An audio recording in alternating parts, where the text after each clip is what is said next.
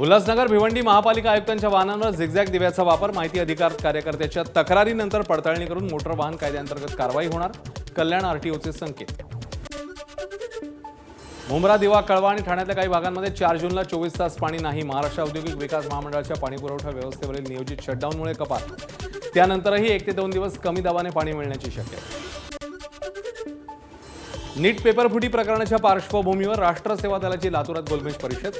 राज्य सरकारने 11वी आणि 12वीसाठी एनसीईआरटीचा अभ्यासक्रम स्वीकारावा, राष्ट्र सेवा दलाची मागणी। नंदुरबारमध्ये 6 महिन्यांचं मानधन रखडल्यानं पाणी आणि स्वच्छता विभागाच्या कर्मचाऱ्यांचं काम बंद आंदोलन। प्रशासनाच्या आश्वासनांना कंटाळून गट संसाधन केंद्रातील कंत्राटी कर्मचाऱ्यांचा आक्रमक पवित्रा। मानधनाअभावी कर्मचाऱ्यांवर उपासमारीची वेळ। IRS अधिकारी सचिन मोटे यांच्या विरोधात सांगलीच्या विटा पोलीस स्टेशनमध्ये अॅट्रॉसिटीचा गुन्हा दाखल। भाजपच्या सोशल मीडियाचे खानापूर तालुका अध्यक्ष विकास अनिल कांबळेंनी दिली ही फिर्याद। 30 मे रोजी भिवघाटमधील एका हॉस्पिटलमध्ये सचिन मोटेंनी शिवीगाळ केल्याचा आरोप। मुंबईत साकीनाका पोलिसांची ड्रग्ज विरोधात मोठी कारवाई। गुजरातमधल्या MD ड्रग्ज निर्मितीचा कारखाना उद्ध्वस्त, 75 कोटींचं MD ड्रग्ज जप्त, 2 आरोपी अटकेत। नाशिकच्या चांदवडमध्ये मुंबई आग्रा महामार्गावर धावत्या बसला भीषण आग, आगीत संपूर्ण बस जळून खाक।